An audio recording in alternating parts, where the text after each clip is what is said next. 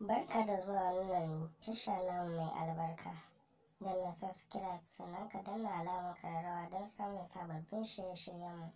Sannan ka danna mana like, ka comment, ka share ɗin shi zuwa sauran duk inda kake kasancewa don farin cikin al'umma.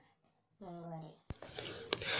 Sanyin idanuwana ya garkuwar jikina, Baba kawu kenan ka bar ni yau da kewa.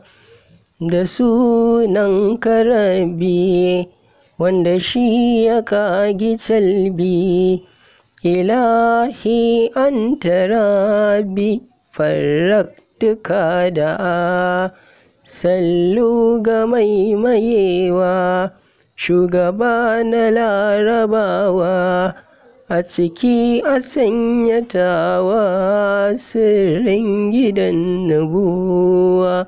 Sayyada Batula kenan, ashabu sasu sannan, auliya'u duk asanan, shehu sagiri nai riƙewa.